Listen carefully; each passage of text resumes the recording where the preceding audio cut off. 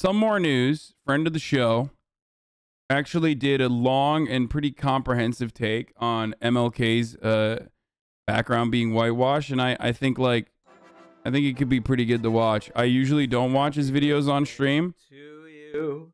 Happy birthday to you. Happy But this is pretty good. It'll compile a lot of this stuff. Happy birthday to ya. Hey, here's some news. We've got some birthdays to celebrate today. You know how we always start the episodes with birthday announcements? Here, okay, Lennon has a fire quote for everything, okay? Yes, I know. The man wrote, and he wrote really well. Here is what he said, okay? He talked about when revolutionaries die and their attitudes are whitewashed. During the lifetime of great revolutionaries, the oppressing classes constantly hounded them, received their theories with the most savage malice, the most furious hatred, and the most unscrupulous campaigns of lies and slander. Just like MLK. After their deaths, attempts are made to convert them into harmless icons, to canonize them, so to say, and to hallow their names to a certain extent for the consolation of the oppressed classes, and with the object of duping the latter, while at the same time robbing the revolutionary theory of its substance, blunting its revolutionary edge, and vulgarizing it. Okay? Today, the bourgeoisie and the opportunists within the labor movement concur in this doctoring of Marxism. He's talking about revisionists. All the social chauvinists are now Marxists. And they push to the foreground and extol what is and what or seems acceptable to the bourgeoisie. All the social chauvinists are now Marxists, don't laugh. And more frequently, German bourgeois scholars, only yesterday specialists in the annihilation of Marxism, are now speaking of the national German Marx, who, they claim, educated the labor unions which are so splendidly organized for the purpose of waging a predatory war.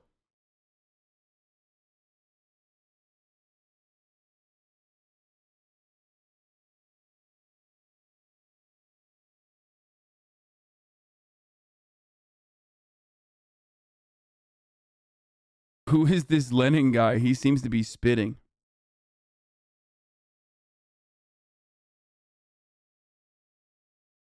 The latter of that quote is interesting. The latter of that quote is the social democratic movement historically and even at that time working to undermine actual communist and actual socialist organization in Germany. That's what that is. That's what that is about. He's saying that because SOCDEMs were able to, in Germany, in German politics, actually reach by way of trade unions and by way of union organizing and as a basically a fucking countermeasure to like actual robust and oftentimes maybe even violent communist revolutionaries, was given a bone. So the German Social Democrats were seen as the German Social Democratic movement was seen as a successful one, as opposed to the utopian goals and that are often violent of the communist movement and the Communist Party. That's why you hear a lot of people here say, even to this day, a lot of neoliberals will turn around and be like, the Social Democratic movement, which completely handicapped and made themselves and basically busied themselves with like fighting other leftists or actual fucking communists straight up, and even led to the assassination of Luxembourg. Those guys were not ultimately helping the Nazis with their action and their behaviors, and it was actually the communist fault. It's the endless shit slinging. It's very stupid, and I don't really care. Wipe. The e-scooter apocalypse? No, I'm not gonna do that.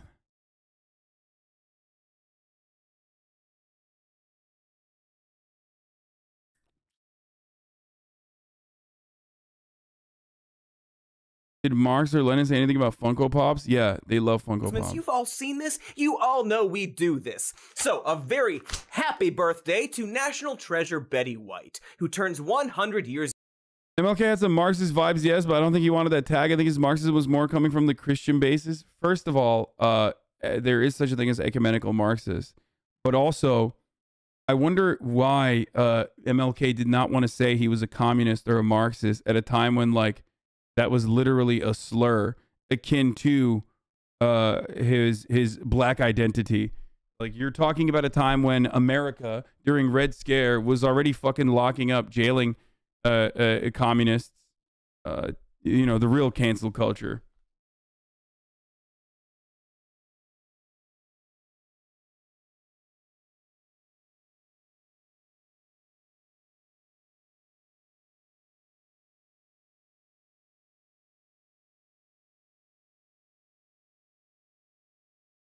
Is young today. What?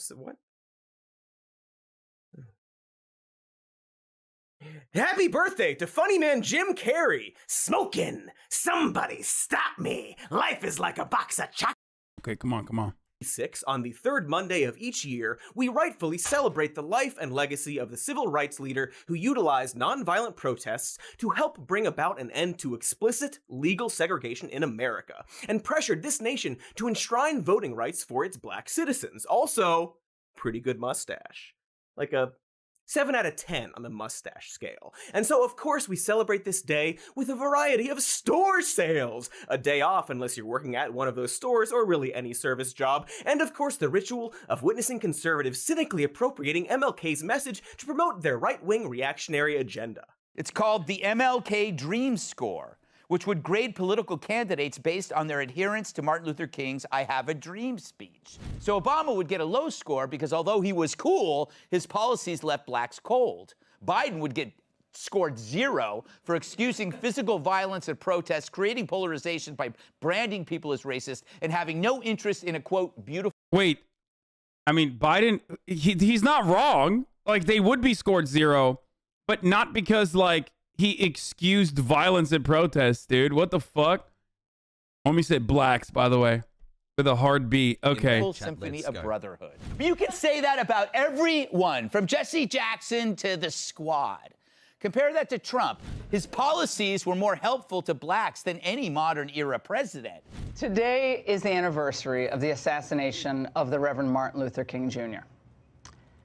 I was thinking, like, if he were alive today, I wonder what he'd think about such dismissive comments and about a Democrat Party that believes it can regain power. Dude, they're such fucking demons, dude. These are the exact same people disseminating the exact same sentiment that led to MLK's popularity being like fucking 20% approval rating at the time of his assassination, okay?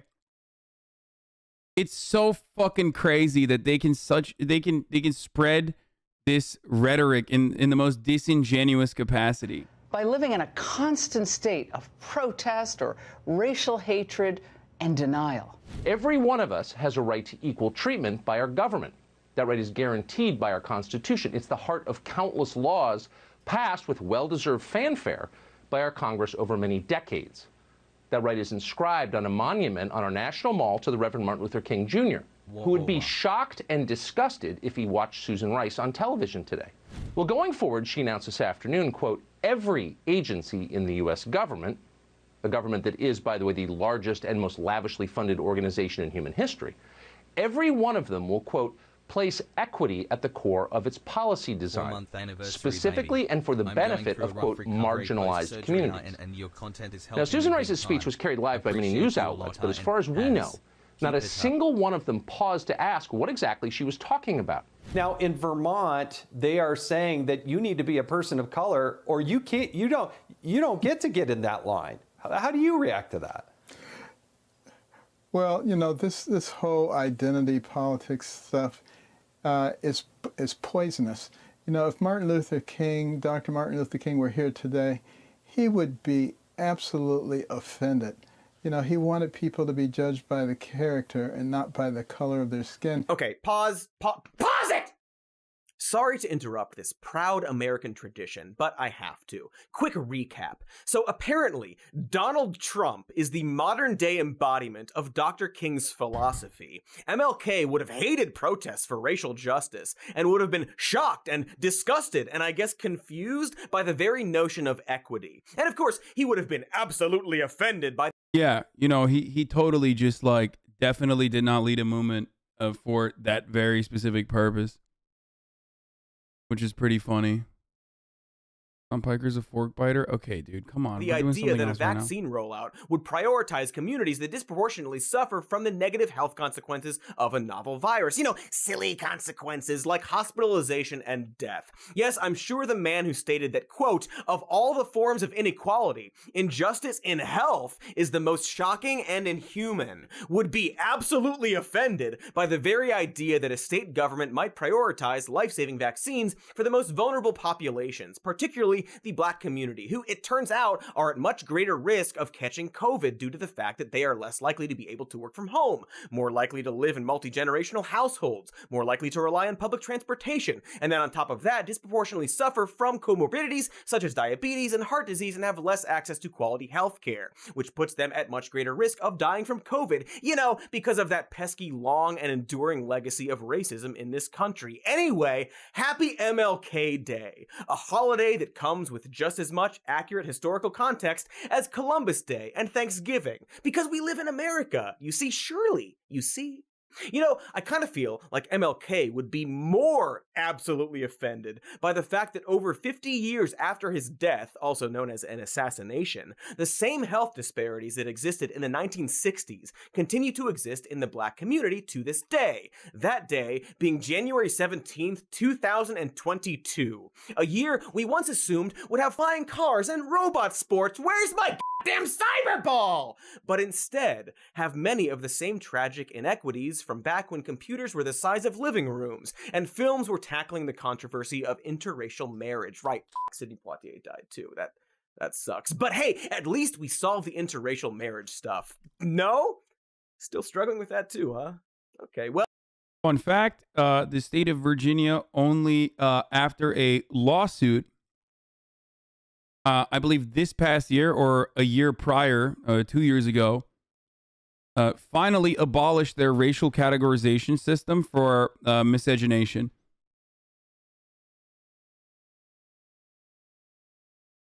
Yeah.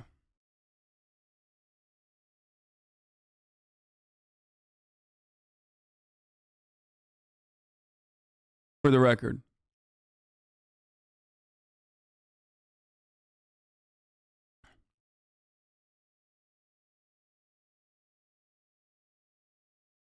Well, again, America. But I'm getting sidetracked. For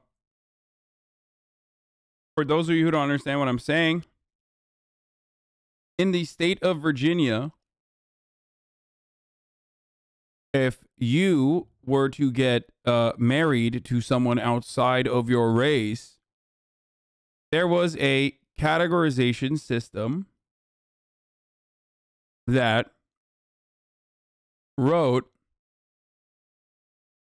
specifically what your miscegenation looked like what your race mixing looked like, with very outdated racial categories. Hold on.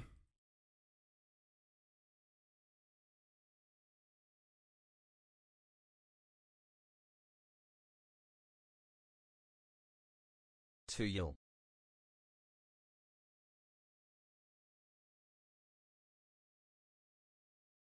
And I'm not talking about the Loving case. Hold on.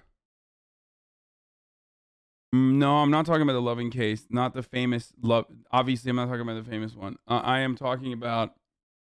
Stuck inside due to an ice storm. Appreciate you getting me through this time with brain rot. I'm not going to read them, but...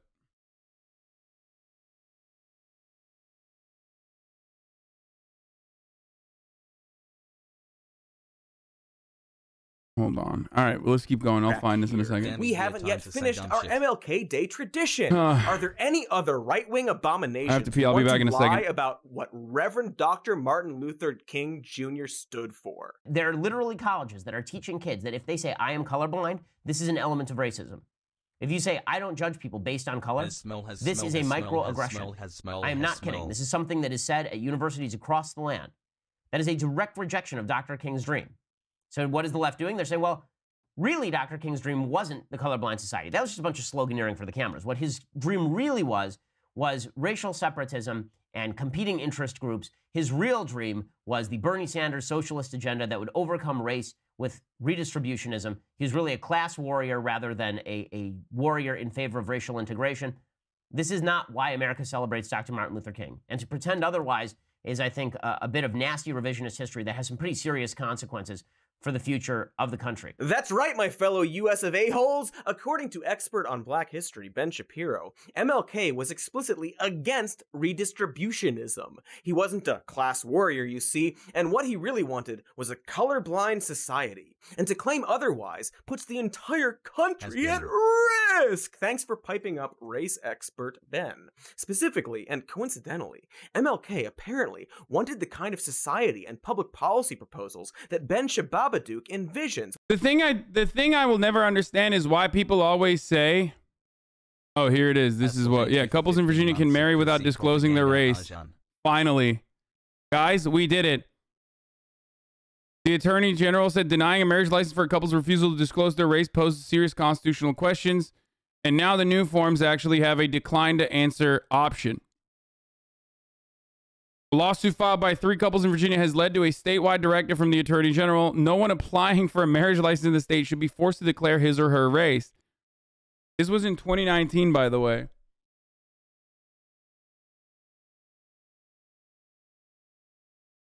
Have you peeked Shababo? Yeah, this is where we learned the new like racism weebs actually have different terminology.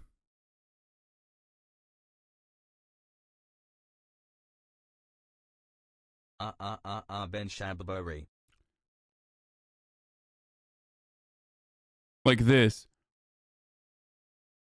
One couple, Sophie Rogers and Brandon Churchill, were presented with a list of outdated or offensive terms to choose from, such as Aryan, Gypsy, Occidental. I don't even know what Jackson White means. Hassle. Mohammedan, Muslim, when they applied earlier this month. And also Quadroon as well, which means a quarter black. Yes. Mohammedan? What the fuck?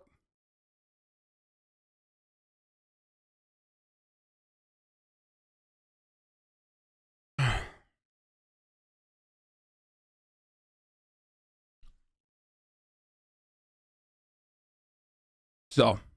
15 months Bog. Thanks for the brain rot and Ray Grahams. Let's continue. Wow, how lucky for Ben. Only wait! Perhaps this Ben Shapipu fellow isn't right after all, and we'll get to that. But our special angry boy is at least right about one thing. Broadly speaking, Dr. Martin Luther King Jr. is not celebrated in this country for his promotion of wealth redistribution. But perhaps he should be, because wealth redistribution is absolutely something that he advocated for. In fact, there are a whole bunch of things that MLK believed in and fought for that he is not celebrated for today. But maybe, possibly, definitely should be. And yet, considering how frequently and consistently and mercilessly conservatives invoke Dr. Martin Luther King to justify their agenda, you could be forgiven for believing that he was a free market-loving libertarian. At least forgiven a little bit? Just a bitty? Or not? It's up to you. It's a free country. If you don't count, like, healthcare and water and food. Also, the color of your skin and household income matters. Like a lot, it turns out. Anyway, the point is that despite the fact that we treat Martin Luther King Jr. like Santa Claus or the Easter Bunny or the Noid, a mythical figure who ended racism with a single sentence about dreams, the truth is that MLK was a real person who said a lot of things and also did a lot of things. And heck, even wrote a bunch of things down. And if you actually look at the things he said and did and wrote, quote, during his too short life, you will find that he was far more extreme than the conventional wisdom would have you believe. Dude, just the things that he said that actually led to the New York Times op-ed board writing an anti-MLK piece. The things that he said on Ho Chi Minh and the Vietnamese liberation alone would put him in contemporary terms at odds with, obviously, the American State Department and their imperialist interests, as it did back then, and also would cause every fucking white neoliberal on the internet to say he's a tanky and to say he's like, unacceptable, and that like all of his work is actually, bad because he's anti, he is like pro Vietnam, pro North Vietnamese liberation, and he's a communist. By any measure, Reverend Dr. Martin Luther King Jr. was a radical leftist, and this is why the right-wing appropriation of MLK is so reprehensible. You will call MLK crusty for sure? You are such a fucking idiot, dude. Like, people saying that I would be in opposition to things that MLK believes or are right now are so fucking stupid. Okay?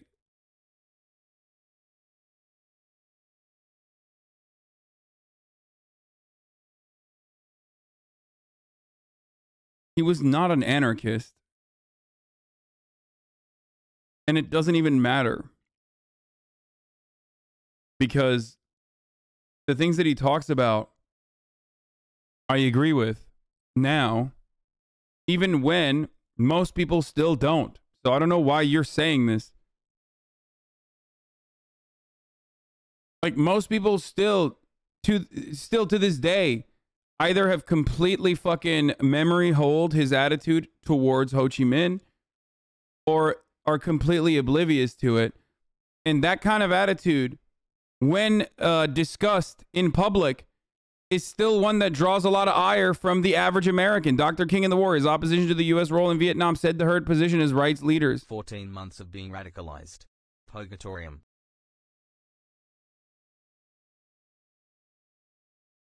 Oh, it's just fucking so annoying. Anyway.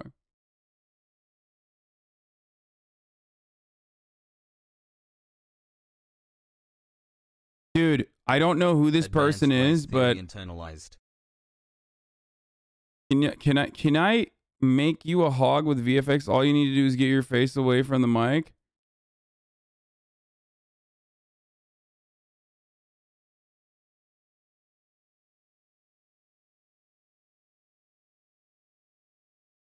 Why did you give me a timeout? I'm not lying. Anyways, I'm sorry. I have ASD and I'm not good at making friends. I'm sorry. I guess I only wanted your recognition. Bro, people need to...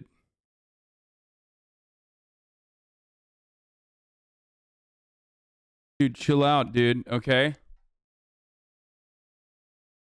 Just step away from the fucking keyboard, okay? Please. For your own good.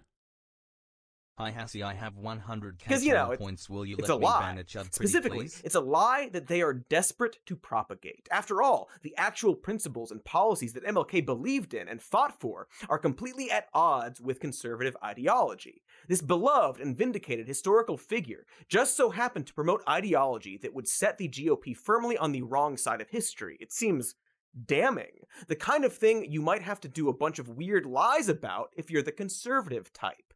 Now, you might have noticed that all these clips that I've shown you of right-wingers invoking MLK have centered around a single speech of his, but even more specifically, a single line from that speech. Because I have a dream that my 4 little children will one day live in a nation where they will not be judged by the color of their skin, but by the content of their character. I have a dream today. boy, conservatives absolutely love this one single line. They sop it up like a delicious bread, gnawing and swallowing and shitting out distorted husks like the Sarlacc pit from Star Wars. Here is Congressman Jim Jordan tweeting, "We honor the life and work of Dr. King and his belief that it's the content of an individual's character that matters most." Weird thing for a guy who allegedly ignored/covered up the sexual abuse of student athletes during his time as an assistant wrestling coach at The Ohio State University to say, but sure. Honestly, Jim, maybe not a great move promoting the idea that people should be judged by the content of their character. Doesn't seem like that version of the world would work out for you, what with all the stuff I literally just said. But anyway.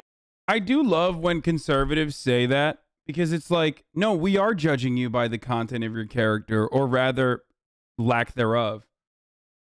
You know, your character sucks, dog. Is not the color of your skin, I promise. Like, you think it is the color of your skin, but it's not. It's just like your attitude, the things that you've done. You're a bad person. That's why we don't like you. I'm judging you because of the content of your character.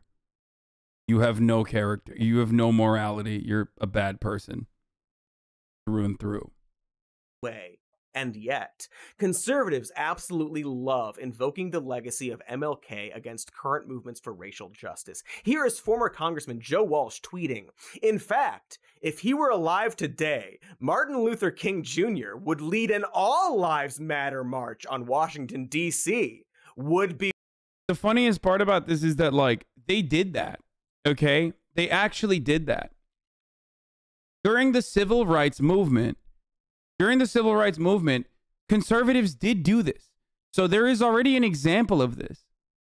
Okay? This idea that, like, MLK would be leading the counter-reactionary made-up fucking movement that came out as a reaction to Black Lives Matter is a laughable one, because we already have the historic example of that. White power is quite literally the historic example of All Lives Matter against Black Lives Matter. Black power was the name of the game. White power was created as a reaction to that, to do white identitarian politics. So, we already know where MLK was on that fucking spectrum, on that equation. They called him a communist race mixer.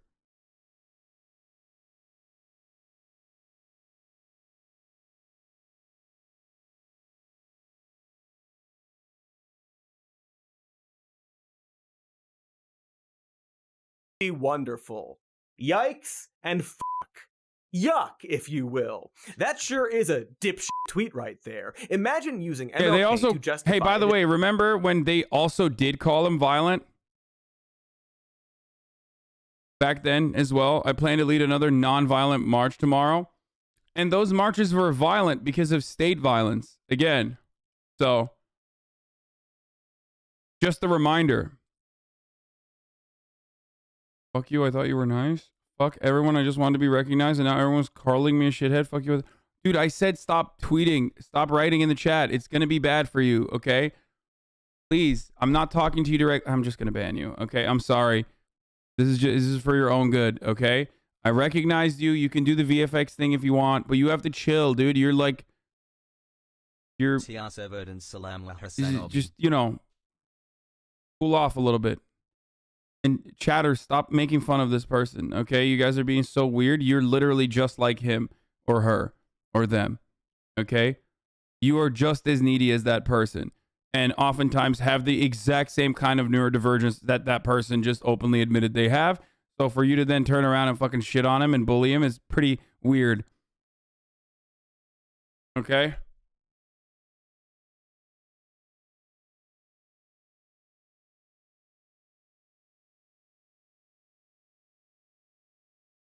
Anyway. I don't like when you guys do that. dismissal of the Black Lives Matter movement. Really imagine the doublespeak dystopian brain at work to try and argue that America's most famous civil rights leader would definitely be against a modern civil rights movement like that. That's like saying Nikola Tesla wouldn't be into EDM festivals. Like, yeah, I guess we don't know for sure, but come the hell on. And yet old Walshy isn't by far the highest profile dildo making this argument. One thing protesters would like to hear is leaders say Black Lives Matter. You won't say that. Why? All my life, I've been inspired by the example of the Reverend Dr. Martin Luther King Jr. Ah, yes, former talk radio host and Vice President Mike Pence. I'm sure Martin Luther King would have hated the phrase Black Lives Matter. Somebody told a lie one day. They couched it in language. They made everything black, ugly, and evil. Look in your dictionary and see the synonyms of the word black. It's always something degrading and low and sinister. Look at the word white. It's always something pure, high, and clean.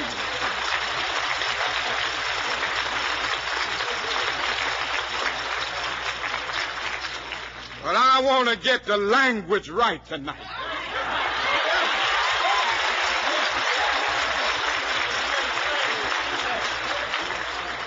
I want to get the language so right that everybody here will cry out, yes, I'm black, I'm proud of it, I'm black and beautiful.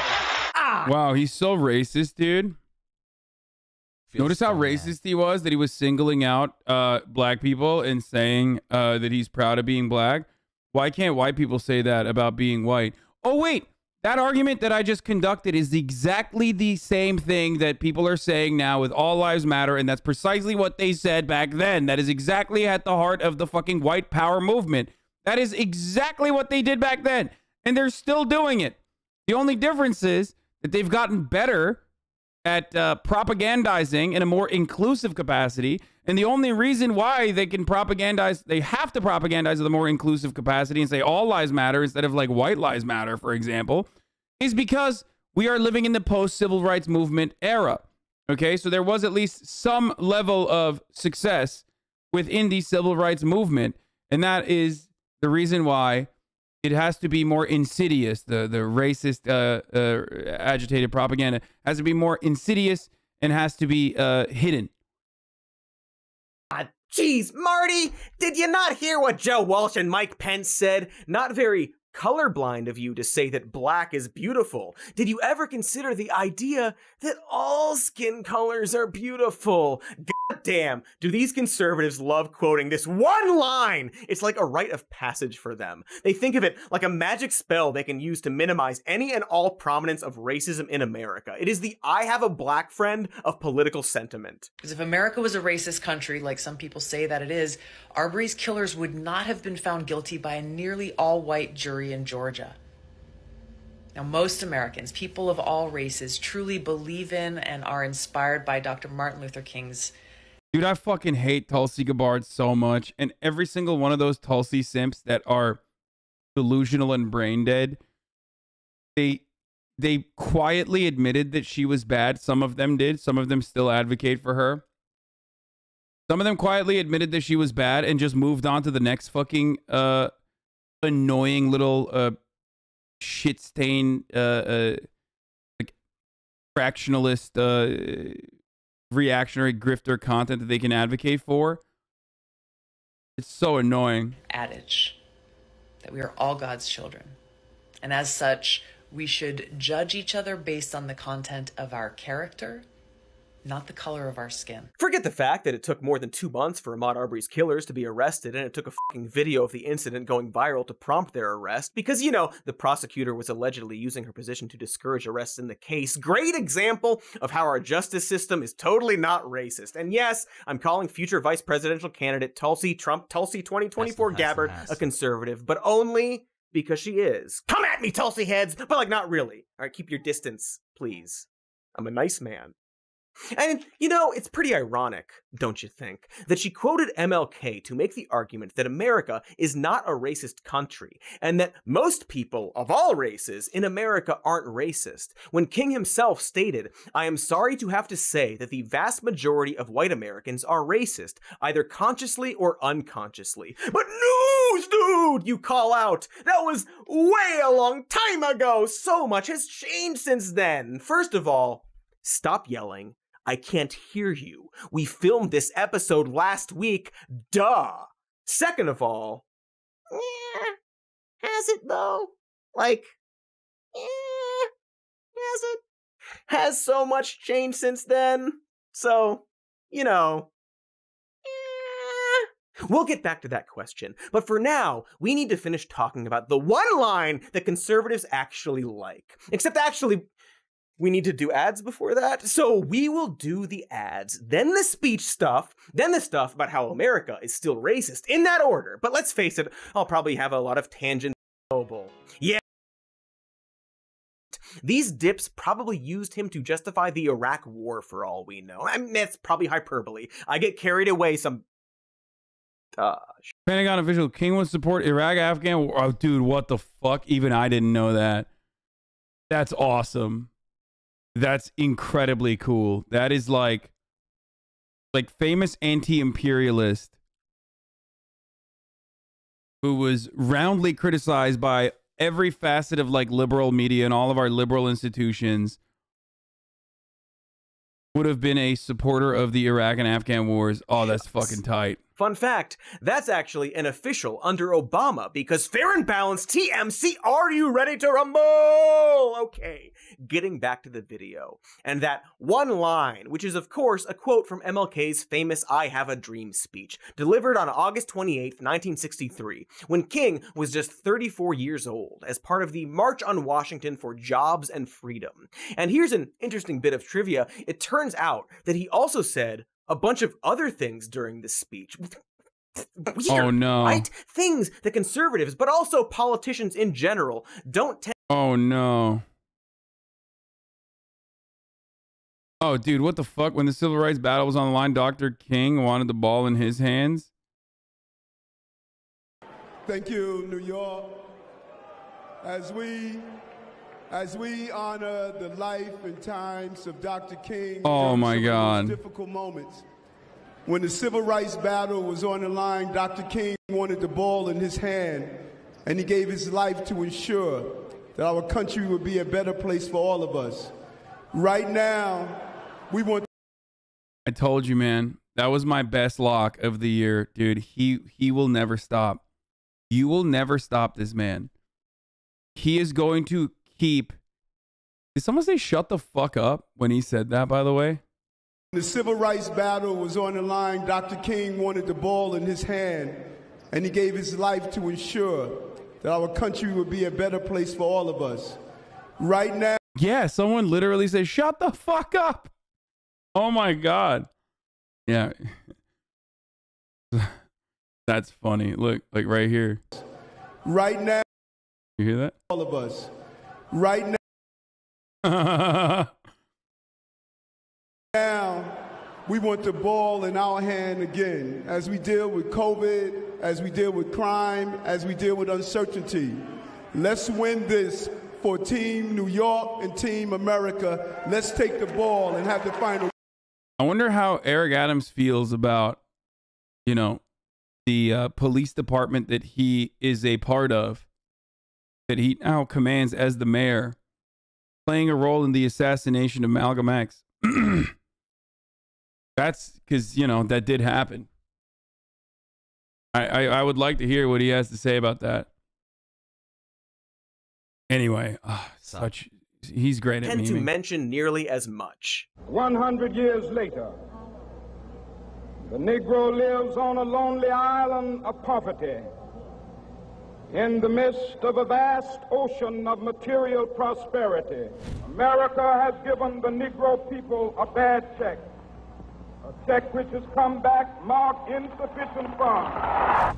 So we've come to cash this check. You know what's funny that people haven't done yet, and I don't want to speak this into existence, but I could see conservatives starting to use the N-word again, but not like the soft A or hard R, like, you know, the N-word that is black for Spanish, right? I could see them calling black people that N-word to be like, well, MLK said that. You know what I mean? Yeah, the O one, the O word. Well, MLK used it. Or is it black for Spanish? Spanish for black. A check that will give us upon demand the riches of freedom and the security of justice. There are those who are asking the devotees of civil rights, when will you be satisfied?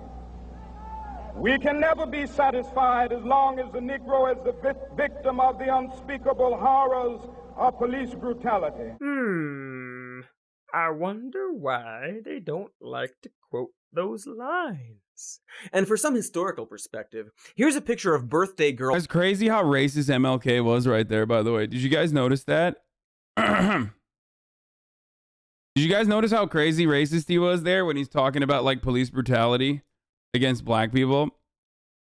No, I'm still gonna act like he would be in support of an all lives matter reactionary movement. Girl Betty White from the same year MLK gave that speech. She is older than me in this picture. Boy, that's actually recent, isn't it? It's like, despite the grainy black and white footage and our inferior dildo technology back then, within the scope of American history, this wasn't actually all that long ago. And yet, at this time, less than 60 years ago, Jim Crow segregation laws were still alive and well, making it legal in many instances to discriminate against someone based solely on the color of their skin. About 40% of the states still had laws against interracial marriage, and in much of the country, black Democrats be like, by any votes necessary? Yeah, ballot, dude. That's what he held here famously.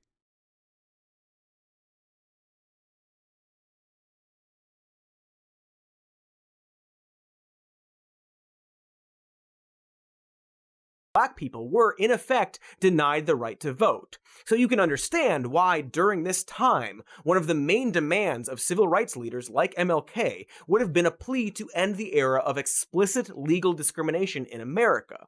And one of the primary obstacles to achieving this goal was that many white Americans judged black people by the color of their skin, not by the content of their character, and therefore did not support the end of legal discrimination against black people. The notion that individuals should be judged by the content of their character, not by the color of their skin, is something that everyone should agree with. Unless you are a literal Nazi, then you should disagree on account of you being a Nazi and all that. It wouldn't be very consistent if you agreed, you Nazi. Ha, gotcha.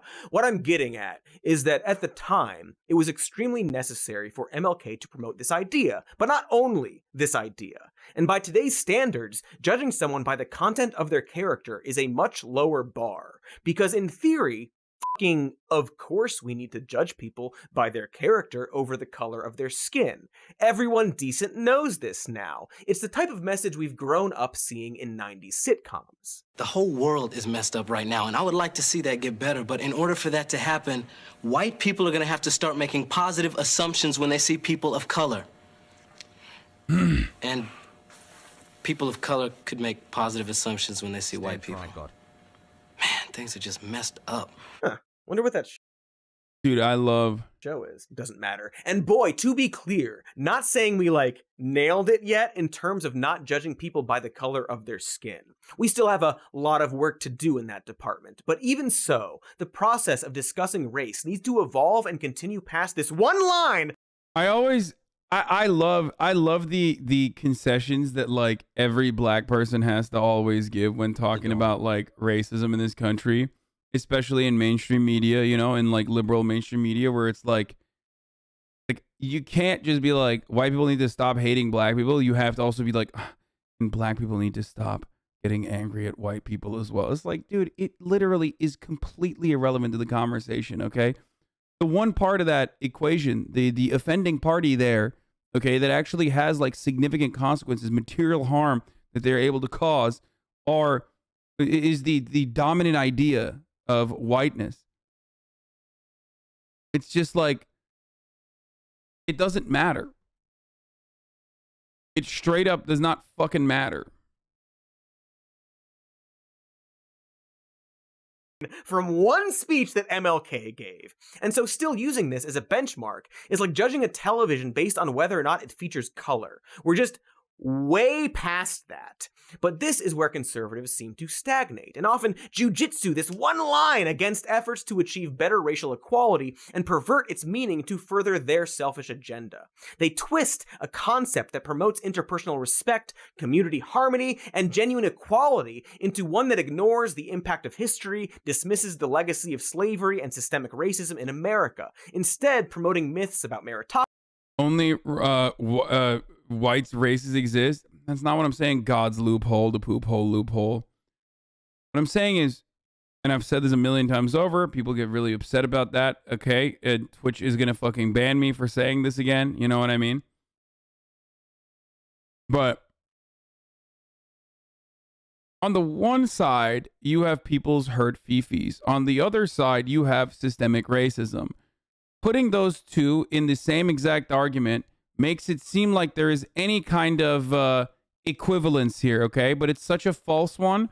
And more often than not, it's a cynically applied false equivalence, which leads me to constantly say, that's bullshit, okay?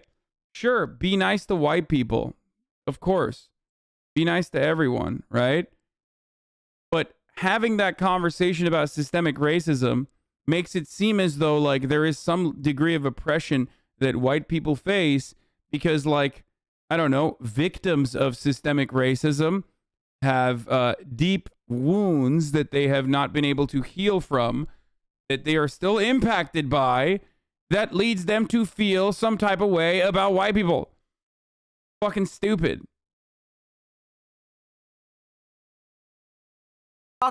And the ideal of individualism in order to maintain the accumulated privileges and advantages.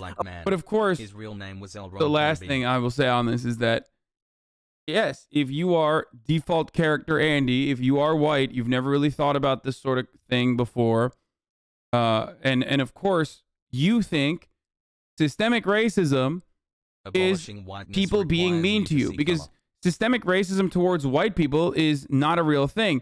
So all you have ever experienced as a white person is someone being mean to you individually. And that's precisely why you think that is how it works. Okay? This isn't to say that you should feel shame for being white or anything like that. Shut the fuck up. Obviously not. I'm white. I don't give a shit. Okay? But, you know, it's good to sometimes re-examine society, especially if you have never really thought about it that way. Okay?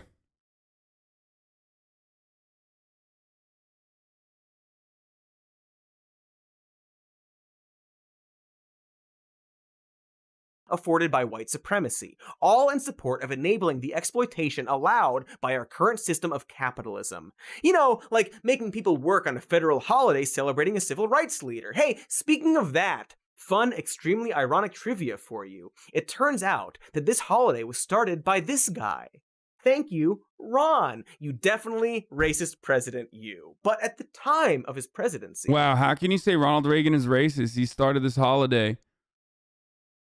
Reagan was like the Hulk Hogan of racist dog whistling, not to be confused with the real Hulk Hogan, of course. As you probably know, dog whistling is the act of making racist statements or policies while not directly talking about a race. This is often excused after the fact by claiming colorblindness. See, this twisting of the statement that we should judge each other by the content of our character and not by the color of our skin is what's often used to promote this concept of colorblindness. Deployed in a political context, this claim of not seeing race is utilized to obscure the role of history and systems on the life outcomes of groups that have been socially and legally disadvantaged, and instead place the burden of success solely on the individual members of those groups. So what do you as an individual black person do to change your life? And I don't think it's helpful and in fact, I think it's actually quite hurtful to spend an enormous amount of time talking about the legacy of discrimination and racism instead of talking about what can you do right now to fix your problem. Ah, yeah! Thanks to Black History Professor Ben Shapiro. Glad you keep showing up. Miss you. Love you. You see, not only is it not... The funniest part about this is that, like, the hyper-individualistic attitudes that conservatives preached for a very long time are completely meaningless, because when it comes to their own in-group, they talk about systemic issues all the fucking time. White people are oppressed. Okay? Ben loves talking about how Western culture, which is superior, is under attack by immigration.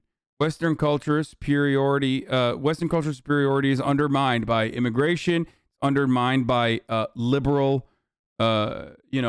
degeneracy, moral decay. Same things that the Nazis said, by the way, of course.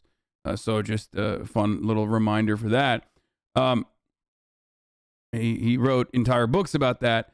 But ultimately, that's, he loves also talking about systemic problems all the fucking time.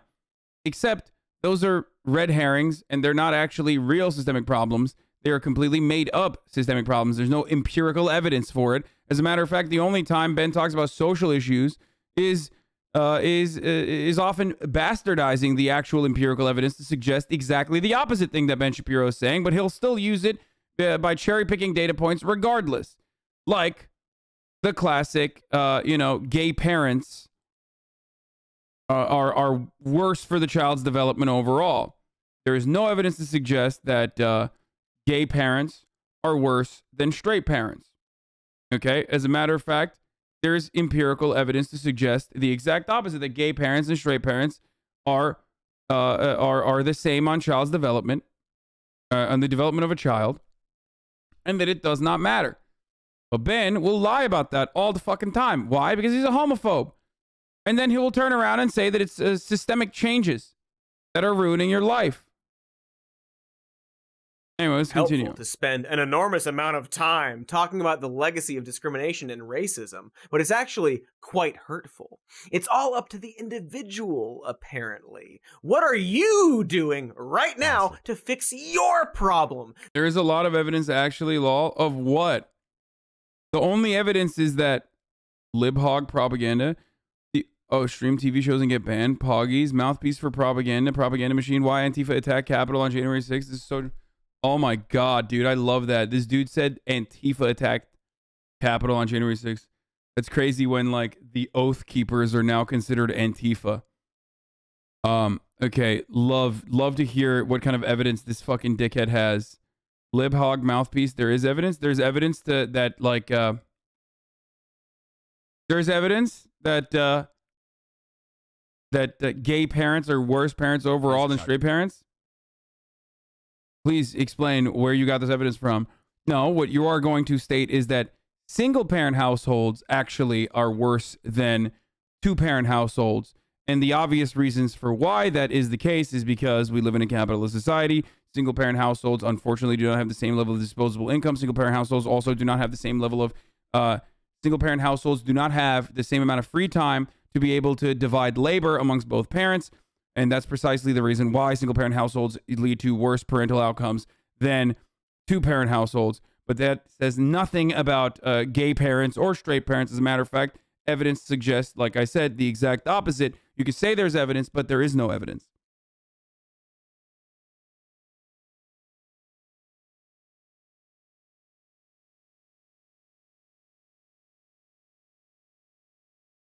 Oh, man. Yeah, there's a lot of evidence, actually. Lol. Yeah, no evidence whatsoever, but doesn't matter. This systemic racism against you is like forest fires, you see. Only you can prevent it. This leads to an extremely insidious false dichotomy, which is the idea that focusing on what to do to fix your problem and recognizing the systemic issues that led to the problem are somehow mutually exclusive. Hey, now, why are you griping on and on and on about who pushed you into that hole when you have all the digging out to do? Seems like maybe the thing a person who helped push you into the hole might say, or at least someone who greatly benefited from you getting getting shoved in the hole. Like perhaps if someone made their living implying that it's okay to push people into holes. Now, there is nothing wrong, per se, with the notion of colorblindness. Colorblindness would be fine if the concept of race had never been invented in the first place. And I do mean invented, because race is not real. That is to say, it is not a biological reality, but it was invented. I'm not being abstract here. The concept of race was literally invented. The word itself had only a broad meaning until the 18th century, and it was invented for a very specific reason, namely to prevent slavery. Enslaved Africans and European indentured servants from forming coalitions over their shared economic interests in opposition to the wealthy ruling class that was exploiting their labor during the early days of colonization. Not sure who the official inventor of race was, but I'm guessing he had a name like George or Andrew or Fish or Chips. So certain advantages were given to Europeans, and heavy restrictions were enforced for Africans in order to protect the rich and powerful elite. And to justify this lie, more lies were told about the essential and inherent differences between the races. This social and legal infrastructure provided privileges to individuals that belonged to the newly created social category of whiteness, and shackled, literally, individuals assigned to the made-up, constructed classification of blackness, which you can imagine severely limited the opportunities afforded to them.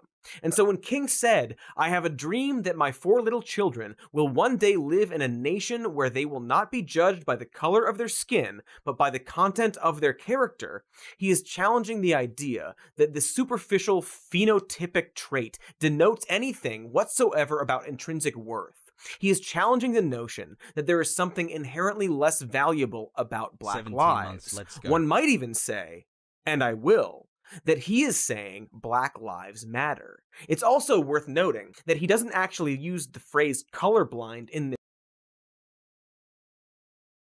Here's OAN likening Trump to Jesus. If you have OAN in a cable system, congrats, you pay for this. I love that. These guys are just going buck wild, and I respect it, okay? This quote, because the problem isn't noticing that an individual has a different skin color. The problem is assigning some kind of fundamental value to this trait.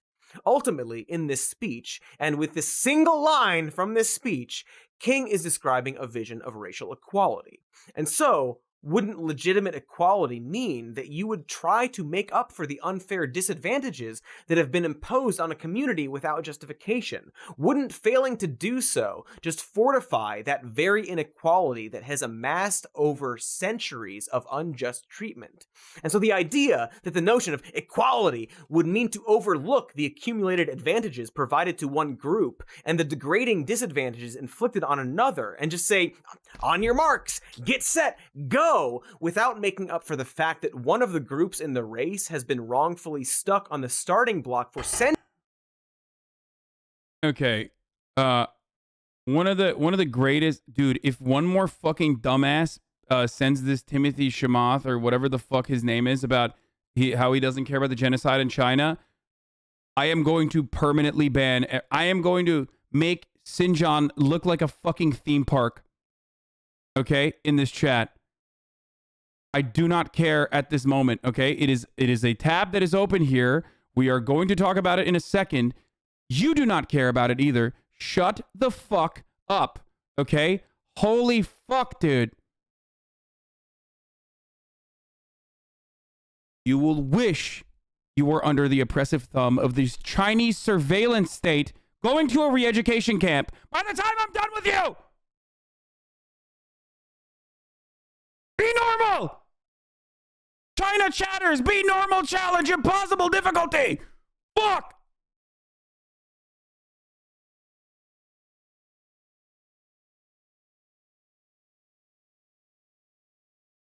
Everybody, it's like the biggest news story of the day, dude. It's like, no, it's dumb as fuck. God damn, dude. You know I am an authoritarian leader in this chat. I serve you the fucking ads at the top of the hour. Okay? Doesn't matter. You will see those ads if you whether you like it or not. And the only way to stop seeing those fucking ads at the top of the hour is by subscribing.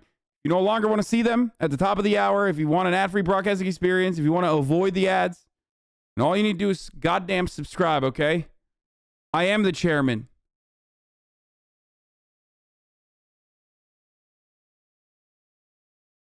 You can also get gifted a sub if you're lucky, but if not, you have to make your own luck with $5. Or if you don't have $5 for free with a Twitch Prime, here's the 1 minute ad break now.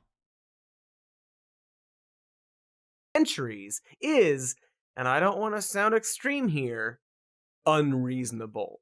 But essentially, people named Ben, and other names too, I guess, are telling black people to ignore the systems that disadvantage them and limit their opportunities and simply pull themselves up by their bootstraps. This philosophy is used to prevent any disruption to the status quo, which of course has historically benefited white people. But hey, don't take my word for it. At the very same time that America refused to give the Negro any land, through an act of Congress, our government was giving away millions of acres of land in the West and the Midwest, which meant that it was willing to undergird its white peasants from Europe with an economic floor. But not only did they give the land, they built land-grant colleges with government money to teach them how to farm. Not only that, they provided county agents to further their expertise in farming. Not only that, they provided low interest rates in order that they could mechanize their farms. Not only that, today many of these people are receiving millions of dollars in federal subsidies not to farm, and they are the very people telling the black man that he ought to lift himself by his own bootstraps. Okay, Marty, that's all well and good, but what do you want to do about it, huh? Some kind of bootstraps pulling machine? Robots that create more land? Oh! Maybe the robots can also learn to pull up bootstraps and we cover all of our angles at once! Now, when we come to Washington, in this campaign, we're coming to get our check. Ah, that makes sense. Much better plan. So, Martin Luther King 1, Ben Shapiro 0. Hey, that rhymes! You know, it's funny. It kind of sounds like MLK was talking about reparations in that clip. Weird. And some of the things he was saying kind of sound like the sort of history that conservatives are currently trying to ban from schools, and in some cases succeeding. Gee, I wonder what... I love when conservatives say that, like, censorship is a liberal attitude. They love censorship. Liberals are censoring all the time.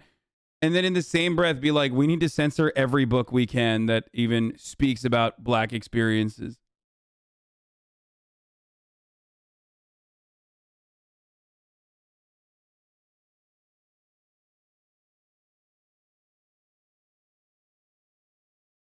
I've said this time and time again. Do not be duped, ladies and gentlemen, NBs.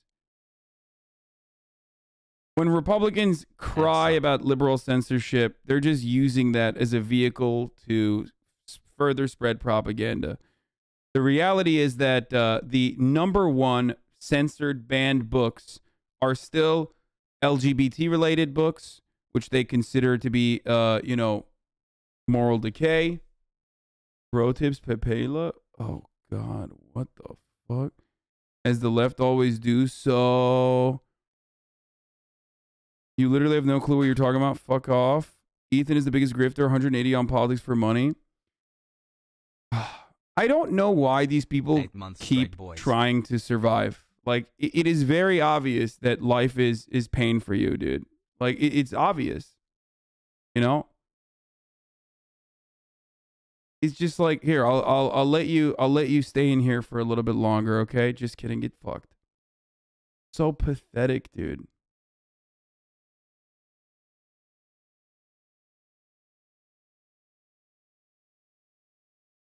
Listen.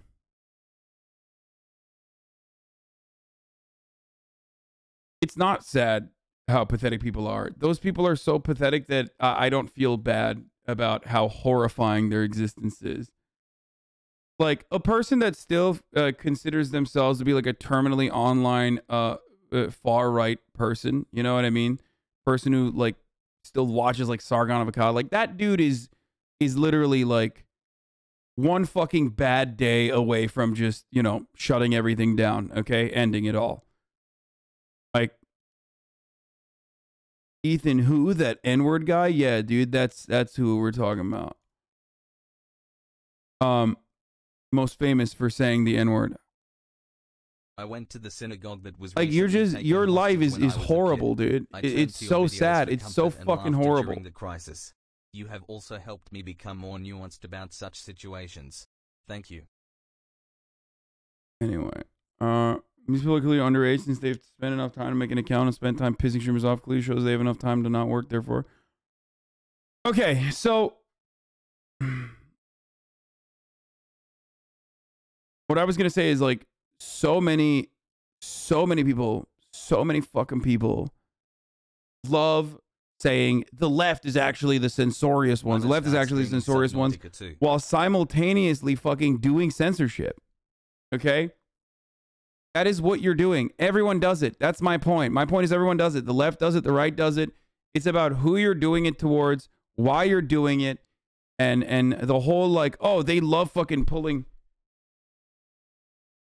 They love pulling like old fucking quotes of people who have changed from their prior attitudes and being like, nope, doesn't matter. You said this, so you're fucked. While also talking about how they hate cancel culture. And it's the exact same attitude as Republicans crying about fucking cancel culture and censorship and then straight up doing fucking anti-CRT legislation. That's actual censorship, dude. Kind of quotes those people are invoking to accomplish such a ghoulish thing. Not only does the right do it more frequently than the left does it, they do it more successfully than the left does it because they actually care about advancing their fucking legislative agenda, okay? Liberals just fucking cry. All liberals do is cry. They piss, they shit, and they fart in their fucking pants, and they cry all goddamn day long. Republicans cry too, but then the actual Republican politicians and the legislators actually follow through on their crying, pissing, shitting, farting. Okay, that's it. The do-nothing Democrats don't actually get away with any sort of like serious censorship. Okay, that's precisely why Republicans that are more successful at both propagandizing and also acting out their legislative desires will be able to, one, successfully implement this attitude that, like, it's actually the liberals that are censorious. They love doing fucking censorship. They're the best at censorship. But then turn around and quite literally ban books all the time. Even throughout the 2016, 2014, 2015, like, Obama era, Republicans that were very effectively spreading the propaganda that it's just like a liberal thing, it's a leftist thing to do cancel culture, were able to successfully cancel books throughout that entire time. They were the ones who were mainly making sure certain books cannot be fucking read. As they did in the past about evolution, as they did in the past about stem cell research, as they did and continue to do today about CRT and LGBT and queer books. That's it.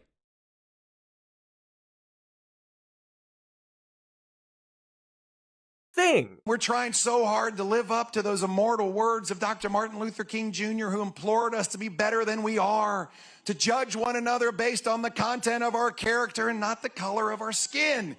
Like, I'm sorry. I know it triggers the fuck out of you if you're like a conservative dude and you hear someone who you thought always was like a libtard or whatever. So in your mind, I'm like quite literally the Mr. Canceller, like the #1 canceller.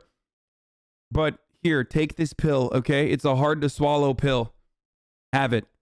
You love cancel culture in the exact same way that those fucking blue-haired SJWs do, okay?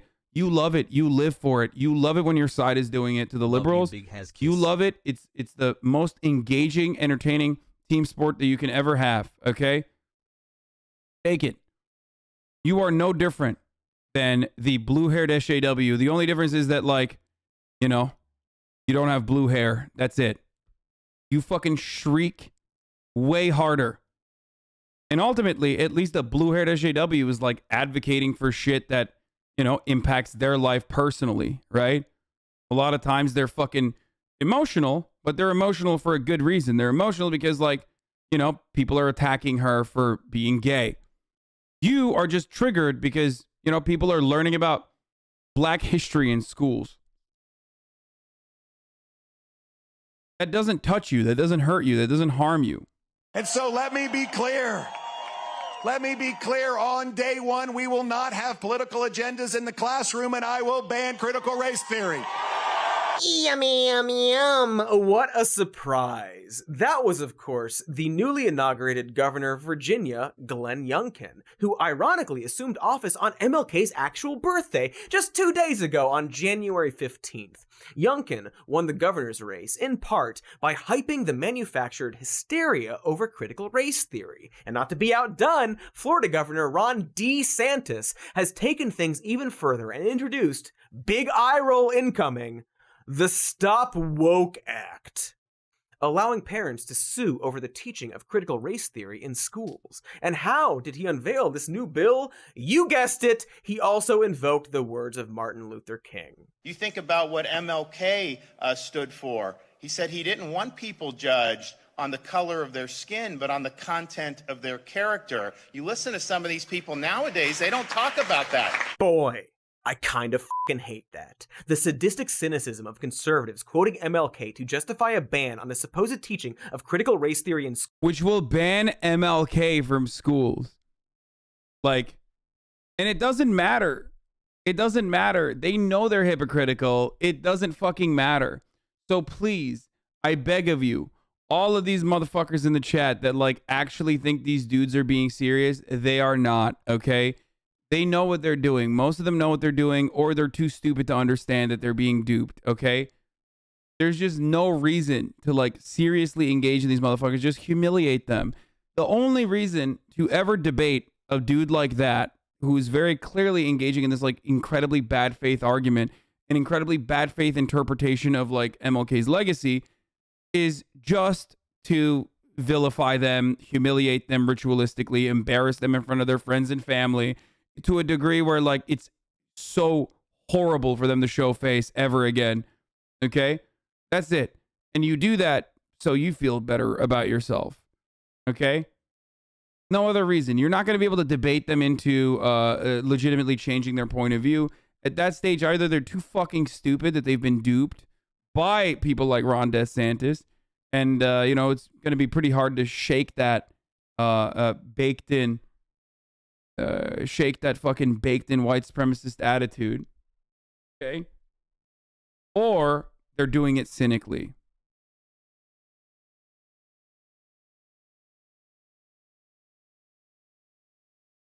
Schools can't be overstated as a supervillain level hate fucking of the American soul. You know, especially considering that MLK was one of the major influences for CRT in the first place. It is the political equivalent of beating someone with their own severed arm. A brazen act of racism that every American should see right through, except, you know, America. And the appropriation of MLK's words to push the anti-CRT agenda is not isolated to just these two behemoth stains. Once and future President Donald Trump stated, critical race theory is a Marxist doctrine that rejects the vision of Martin Luther King Jr. House Minority Leader Kevin McCarthy said, critical race theory goes against everything Martin Luther King has ever told us. Don't judge us by the color of our skin, and now they're embracing it. That's right, Kevin. That one sentence is everything Martin Luther King ever told us. It's their mantra. They love it. And f*** it. They f*** the words from every position. This one part of a single speech, always used for some variation of the idea that we shouldn't go out of... Is there a reason they're trying to ban CRT in school? Because they're trying to keep away the Smash Pros to protect the children? What? Oh. Good one. Our way to give anyone special treatment, because that's what MLK wanted, they shout, internally praying that no one actually remembers the specifics of what the civil rights leader believed in, or the fact that he explicitly addressed this in the fourth and final book he wrote before he was assassinated, writing, The white liberal must affirm that absolute justice for the Negro simply means, in the Aristotelian sense, that the Negro must have his due. There is nothing abstract about this. It is as concrete as having a good job, a good education, a decent house, and a share of power. It is, however, important to understand that giving a man his due may often mean giving him special treatment. Ah, geez, what about the content of the character and all of that? How can you possibly justify giving a specific race of people? I can't believe Cody Johnson is doing CRT right here. This is called critical race theory. Critical race theory is when you move beyond the only fucking thing that conservatives love to talk about with respect to MLK, which is the color of the skin content of the character argument. Anything outside of that would be considered critical race theory, and Martin Luther King would be very upset at you for even discussing it. He would hate if you were to talk about anything other than the bastardized singular quote that you have of him that you use once a year, every year. Special treatment. Well, he goes on to say, a society that has done something special against the Negro for hundreds of years must now do something special for him in order to equip him to compete on a just and equal basis. Do a Cody a favor. Anytime you see some reactionary ghoul quote MLK in an effort to prevent the honest teaching of our history, or the notion of equity in public policy, or the idea that we might prioritize vaccine distribution to vulnerable populations, please, politely and non-violently, shove this quote in their faces, print it out and hide it under their pillows after breaking into their homes, serve them food with it written on the plate after spitting in their food, paint it on their pets and then take their pets! They don't deserve pets! Also non-toxic. What's so cynical about this is the fact that all the boomers were alive and sentient and young adults when MLK was leading the civil rights movement. Like, this isn't some prehistoric legend. He existed in the lifetimes of so many in the country. Yes. Yeah, our president. He was around, you know. Most of Congress was around and alive. Some of them were already in politics at that time.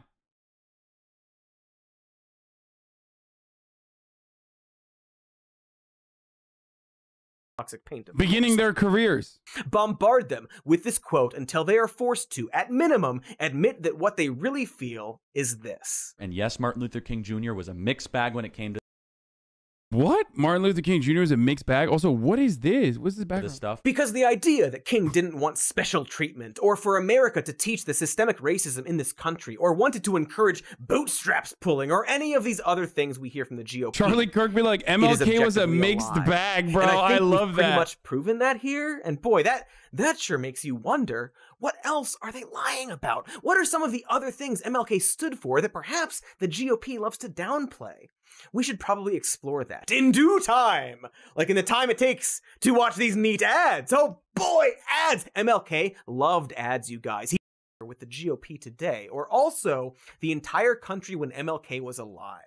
Because despite the reverence we now hold for Martin Luther King Jr., it turns out that in his time, he was an extremely controversial figure. In fact, at the time of his death, aka assassination, MLK had a 75% disapproval rating. That is higher than this fascist smudge at any time during his presidency. And you know, this guy's incompetence led to the unnecessary deaths of hundreds of thousands of people, and he nearly ended democracy in America. Whoops! Trump once got on Air Force One with paper glued to his shoe, and yet still was more popular than King was. And when it comes right down to it, many conservatives disapprove of his most lauded accomplishments to this day. Through his efforts, MLK was largely responsible for pushing through one of the most significant pieces of legislation in American history, the Civil Rights Act of 1964, which ended segregation in public places and banned employment discrimination on the basis of race, color, religion, sex, or national origin. It also banned private businesses that serve the public from discrimination, and it's that provision that libertarians like Senator Rand Paul can't quite bring themselves to accept. If there was a private business, say in Louisville, say somewhere in your home state, that wanted to not serve black patrons or wanted to not serve gay patrons or somebody else on the basis of their on the basis of a characteristic that they decided they didn't like as a private business owner, would you think that they had a legal right to do so, to put up a "Blacks Not Served Here" sign? Well, the interesting thing is, you know, you look back to the 1950s and 1960s at the problems we faced. There were incredible This dude's dad also straight up said that the Civil Rights Act is a violation. Ben Shapiro also said the Civil Rights Act is unjustifiable and unconstitutional. For the record, it is the exact same. Like, his dad said this as well. Ben Shapiro said this. Libertarians who aren't really libertarians love saying the government should never be able to compel free enterprise. You know, it's bad, they say. Incredible problems. You know, the problems had to do with mostly with voting. They had to do with schools. They had to do with public housing. And so this is what the civil rights largely addressed, and all things that I largely agree with. But what about private businesses? I mean, I don't want to be badgering you on this, but I do want an answer. Do you think that a private business has a right to say we don't serve black people? Yeah, I'm not in favor of any discrimination of any form. I would never belong to any club that excluded anybody for race. We still do have private clubs in America that can discriminate based on race. But I think what's important about this debate is not getting into any specific gotcha on this, but asking the question, what about freedom of speech? Should we limit speech from people we find abhorrent? Should we limit racist from speech? Rand Paul had the freedom to catch these hands from his neighbor. That was pretty funny. Speaking. I don't want to be associated with those people, but I also don't want to limit their speech in any way, in the sense that we tolerate boorish and uncivilized behavior because that's one of the things freedom requires. And nice sidestep, Rand. Sure seems like you're cool with letting businesses discriminate based on race. But hey, that's what freedom requires, folks. The ability for the soul gas. Rand Paul's right.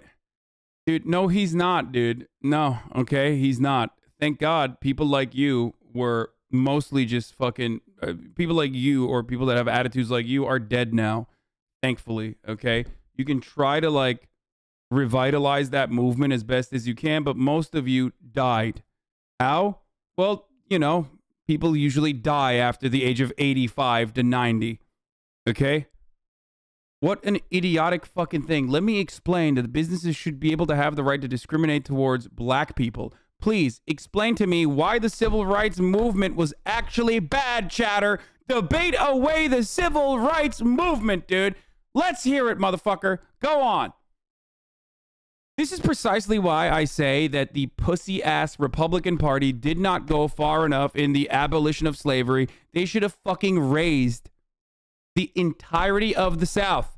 They should have murdered every slave owner straight up, lined them up against the fucking wall, and killed every single American slave owner. Every single one.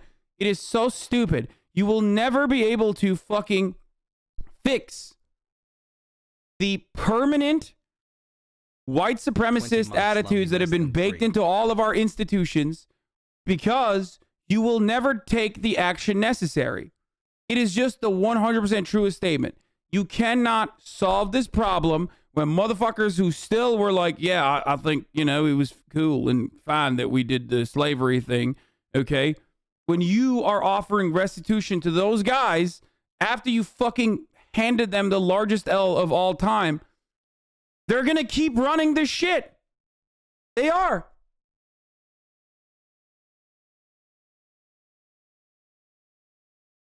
But the issue is, liberal white abolitionists, okay, abso-fucking-lutely were like, oh, I don't know, this Reconstruction project is not working well enough for us. I am a little afraid right now.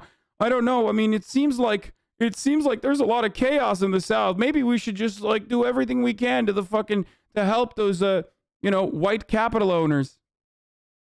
If you fight power of power, somebody loses. If you truly want humanity as a whole to succeed, you should love and accept people for who you... Wait, what? For who they are? What? You said Rand Paul is right because he is standing in opposition. He's saying that, you know, businesses should be able to discriminate towards races. No, man. No. They shouldn't. Like, what do you think, like, hugging and kissing, you know, Southern slave owners and Confederate generals was going to fucking win the Civil War? Is that what you think? Why do people always say, like, hey, man, in order to defeat racism, you just got to accept it? Like, if you want to defeat racist people, you just have to hug and kiss them. And also accept everything they do and say and love them. No. That's not how that works, man. Sometimes people die, okay? There is no hugging and kissing slave owners, okay? You got to kill them. And they did, but just not enough. That was the problem. Same with Nazis. The USSR's approach to the spreading of Nazi ideology was better than the Western one. You know? Gas station or motel on the highway to say, sorry, we don't serve your kind here. Or the only cantina in town. I mean, why calm down, Hassan? Like, nothing I'm saying is fucking, like, what? You think people are going to cancel me for saying that, like, Abraham Lincoln that they didn't kill enough slave owners? Like, people are going to get mad at me for that? Really? That's what you're going to say? Like, people are going to be like, wow, I can't believe this dude is saying that not enough slave owners were murdered in the South. It is an incredibly reasonable fucking take, in my opinion.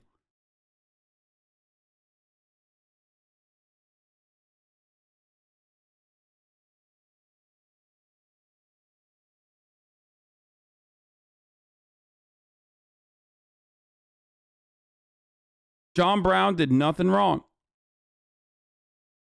To say, we don't serve their kind here.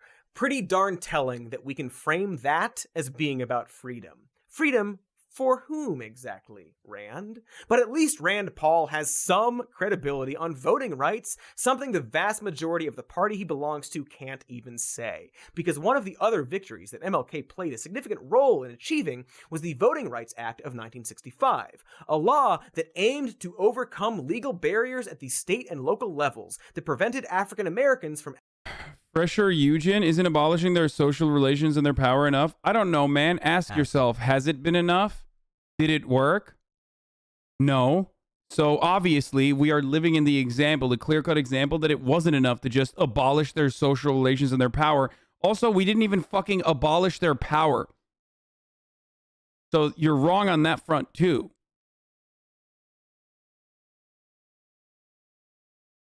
The only thing you did was, like, trigger them, you know, by allowing, like, some black Republicans to take, like, marginal power, fractional power every now and then, while simultaneously, you know, allowing a new social caste system to take the place of the prior caste system that was codified, okay, which it didn't even take too long to also codify the new social caste system with Jim Crow laws anyway. And then the government also gave money to the slave owners, too. They appeased them. They hugged them. They kissed them. It is precisely the fault. Like, that is exactly what I'm saying. When you hug, kiss, and you know, normalize slave ownership and those who actually got fucking obliterated, sorry, Ajahn, you radicalized. You're not going to win. You're not going to win the ideological battle. It is insidious. President 2028.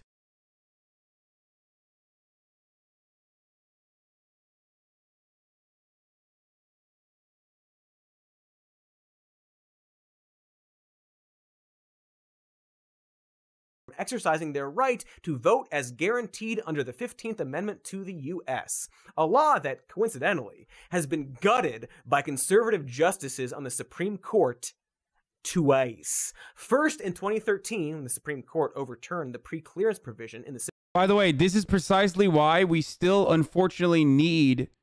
like, this is why it's laughable when people say, oh, dude, like, what do you mean, the Voting Rights Act? Like, we don't need that. Or, the civil rights, like, movement is silly. Like, you should not be able to compel businesses to do whatever. This is what happens in America when the Supreme Court acts on that desire, okay? The entire purpose of this, okay? The entire purpose of the Voting Rights Act, for most of you that probably know this, but maybe some of you don't, which is really important for this day and age right now, is to fucking literally slap local and state governments that consistently and continuously stop black people from voting, okay, by many different methods of voter suppression, okay? It is the federal control in the most like reductive way that I can describe it to you, in the easiest way to understand. It is basically just the federal government going, hitting you in the head and going, no, no, you have to keep letting black people vote. That's it. That is precisely what this is. But of course, the exact same arguments that like Rand Paul and numerous others actually try to, push against, I don't know, forcing businesses to serve black people is the exact same reason why this was completely destroyed, okay? The Voting Rights Act was gutted because they said, well, I mean, these states, do we even need this anymore? I mean, come on, racism is over. There's no reason to, federally make sure that states won't act out of pocket and stop black people from voting. Come on, no one would do that. Just kidding. That's precisely what they immediately did. Civil Rights Act, which required certain jurisdictions with a history of racial discrimination in voting to get approval from the DOJ when enacting new voting laws. In her dissent, Ruth Bader Ginsburg said that throwing out pre-clearance when it has worked and is continuing to work to stop discriminatory changes is like throwing away your umbrella in a rainstorm because you are not getting wet. Great point, RBG. Still wish you'd retired when you had the chance. That would have been neat. But for his part, conservative Justice Antonin Scalia of Antonin Scalia Retire Bitch fame referred to the law as a racial entitlement.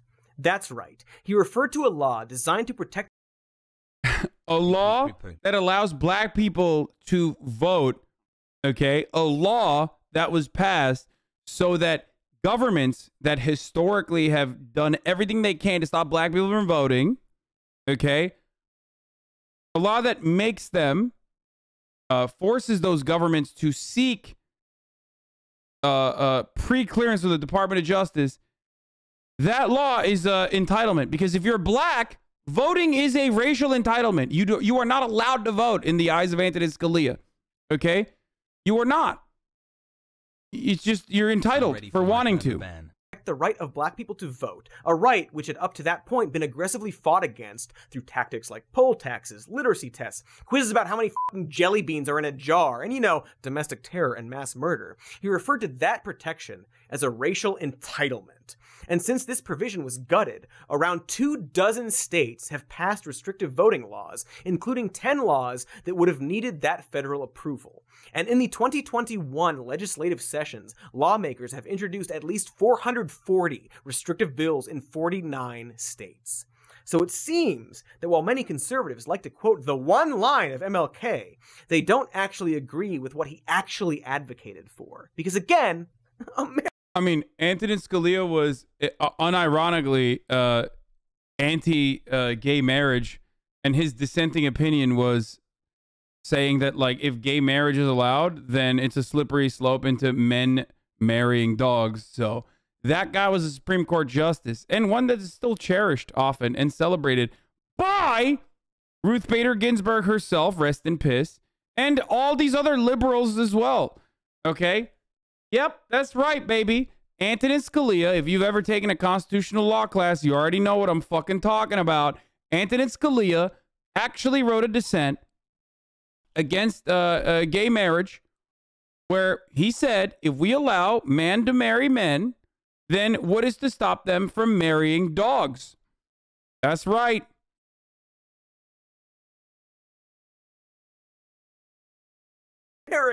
America loves propping these people up without actually respecting their message. We make them bumper stickers and tattoos. Is RGB really that bad? I mean, she sucked, of course. I mean, she's not great. No, obviously. She's like 700-year-old fossil, okay? So clearly, she's not great.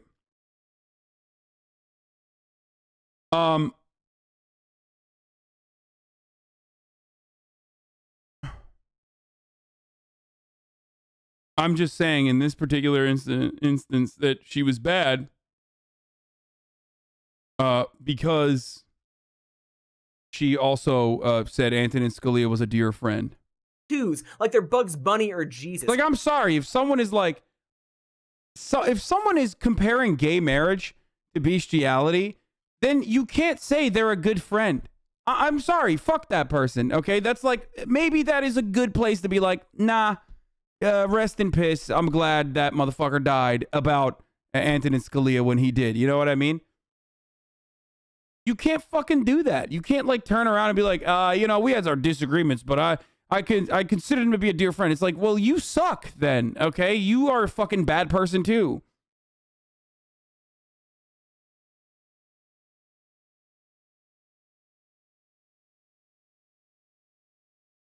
Both of whom died for us and came back.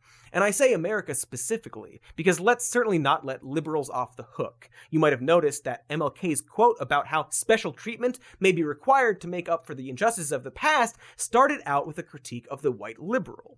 Yes, it turns out that MLK had a lot to say about the white liberal and the white moderate. There is a lot that Dr. King asked. This is one of my favorite King quotes of all time, one that I've used many, many times over, which ironically people will literally fail to understand. This is probably the number one quote that that the people that it's directed against misunderstand it. Of a lot of people. And I think on this day meant to celebrate him, the question we need to ponder is, what exactly is Martin Luther King Jr.'s legacy? What should it be? And are we truly living up to it? And who better to answer that question than a guy who looks like me? Because the conventional narrative tends to go from his I Have a Dream speech and the legislative accomplishments of the Civil Rights Act and Voting Rights Act 3000 straight to his assassination. But MLK actually had a lot to say in the intervening years that we don't actually talk that much about. For starters, what did he think about the progress that had been made towards achieving his dream? I must confess that odd take that you can't be friends with people you disagree with. Hey, dumbass, I'm friends with plenty of people that I disagree with. That's entirely separate than someone who unironically is so homophobic that they say a man fucking another man is akin to a man fucking a dog. Would you be able to be friends with someone who is so racist that they think race mixing is the same as like a man having sex with a beast or an animal? There are plenty of people who think that. As a matter of fact, that was the same exact argument launched against miscegenation back in the day. Okay? Do you consider all of those to be small disagreements? If that's a small disagreement, that says a lot about you, which proves my point. My point is that if you think that something that is a gigantic disagreement like that is a small one, then you are a bad person. Thank you for coming to my TED Talk. That's precisely what I was saying about Ruth Bader Ginsburg. I'm saying she's a bad person because she considered that to be a small disagreement. That dream that I had that day has at many points turned into a nightmare. Now, I'm not one to lose hope. I keep on hoping. I still have faith in the future. Funny you can say RGB was a bad person because who she said her friends were. Yeah, you are friends with Crotchy, someone who lied about getting vaccinated. People you said should be locked up. Yeah, she should have gone to jail for it, but she's already vaccinated, so there's nothing you could do about that. If you unironically think that that is a fucking solid comparison between someone who actually had the power to deny gay people the civil liberty of marriage to a person that lied, okay? To a person that lied about having a fucking vaccine when vaccines were not they were not being distributed yet. I don't know what to tell you, okay? But yes, she should have gone to jail for it all the same. I agree. I think that an Instagram model with big booba is the same as a Supreme Court justice with a lifetime appointment. I am a Twitch watcher. Future. But I've had to analyze many things over the last few years, and it was a test, not a vaccine, but close enough. I don't know what the fuck it was. Over the last few months, I've gone. Oh, it was a test that she faked. What? It was she faked a test after getting vaxxed. Who cares? Wait, I don't know if that. You guys remember this better than I do. I don't even know what the fuck it was. Such an agonizing moment, and I've come to see that we have many more difficult days ahead, and some of the old optimism was a little superficial, and now it must be tempered with a solid realism. And I think the realistic fact is that we still have a long, long way to go. A long, long way to go in a galaxy far, far away. That's 3 Star Wars references for you sick freaks. But geez, folks, I don't think it's daring to say that this quote still applies today, just like 50 some odd years later. You might have noticed that I started this video noting that today we rightfully celebrate the life and legacy of the civil rights leader who utilized nonviolent protests to help bring about an end to explicit legal segregation in America. Wow, I was so young back then. So full of hope. Less beard. Now, I use the words explicit legal segregation for a reason, because unfortunately, even though explicit legal segregation is no longer allowed, schools and neighborhoods are more segregated today than they were in the 1960s. The racial wealth gap between white people and black people is the same today as it was when MLK was assassinated. Seems like we continue to have a long way to go to get to that dream he was talking about. And maybe the reason that these inequalities persist is because we didn't really listen to what MLK actually had to say. It is a crime for people to live in this rich nation and receive starvation wages. America's opportunity to help bridge the gulf between the haves and the have-nots. And the question is whether America will do it. There's nothing new about poverty. What is new is that we now have the techniques and the resources to get rid of poverty. The real question is whether we have the will. Now we are dealing with issues that cannot be solved without the nation spending billions of dollars and undergoing a radical redistribution of economic power. Oh, hey, there's that word, redistributionism. Man, it seems like there are very few politicians today that promote a vision as radical as the one MLK advocated for in the 1960s, perhaps because he was rightfully challenging the very foundation of this country, something that neither Republicans or Democrats like to challenge. In fact, in his quest for absolute justice, as early as 1951, when MLK was in his early 20s, he wrote a note. I don't know, man. Sounds like a fucking commie, dude. Maybe they should have banned him. We should probably cancel him, dude. Liberals in the chat be like, maybe the FBI was right about him being a womanizer.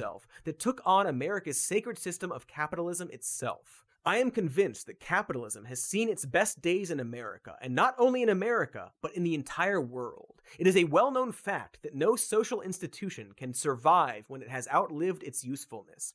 This, capitalism has done. It has failed to meet the needs of the masses. Hey!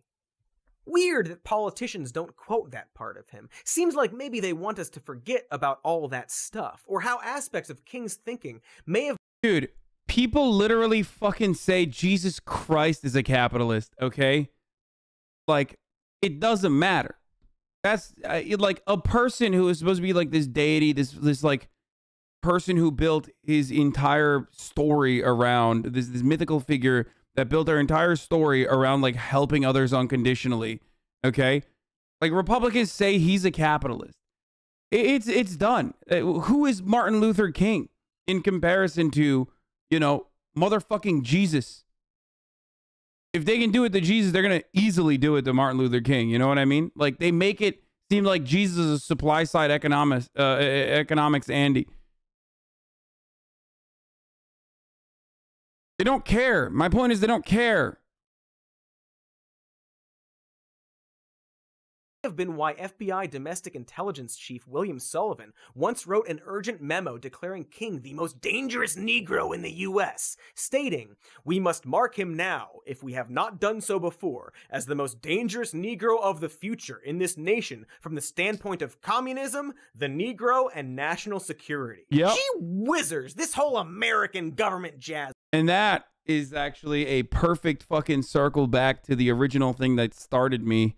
That made me angry this morning when we started, which was like, this is why the FBI lied about MLK, and you're still advocating and regurgitating that same propaganda that they admit that they disseminated. Too keen on this King fellow. This may have been why MLK was relentlessly wiretapped and surveilled by the FBI until his death, aka assassination. This may have been why the FBI wrote a letter to MLK, blackmailing him and urging him to commit suicide, writing, "There is only one thing left for you to do. You know what it is." You're being hypocrite. Stop being a hypocrite. This man is saying the N-word. You're being hypocrite because he said N-word and he is white.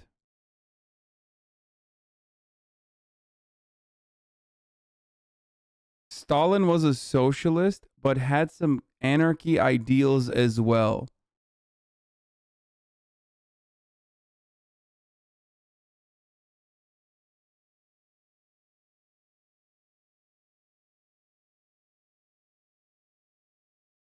Jesus was Bernie Sanders, a Jewish socialist. Based.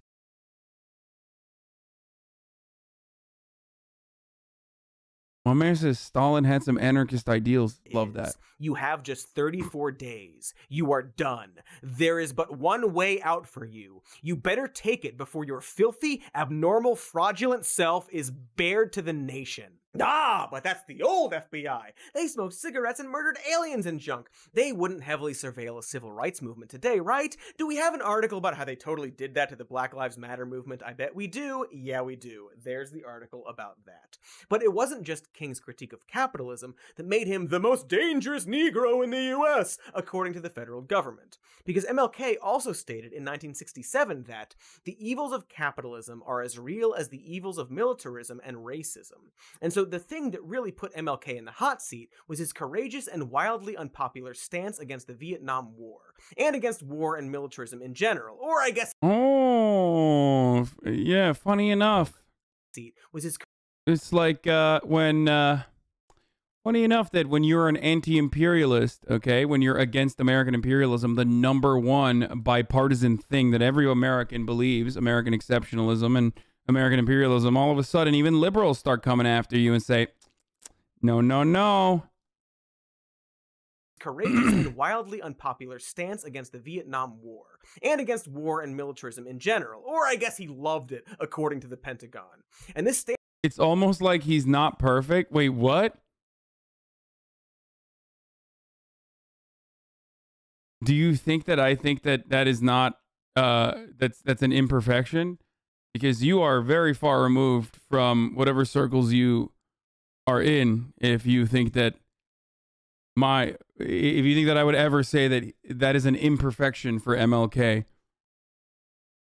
Stance on Vietnam, one of the best parts, I and other cool people would argue, has been proven correct upon even the lightest historical examination. Like, I think even Operation Dumbo Drop comes down on it. But also, who cares if it does? When a nation becomes obsessed with the guns of war, it loses its social perspective, and programs of social uplift suffer. This is just a fact of history, so that we do face many more difficulties as a result of the war. It's much more difficult to really arouse a conscience during a time of war. There is something about a war like this that makes people insensitive. It dulls the conscience.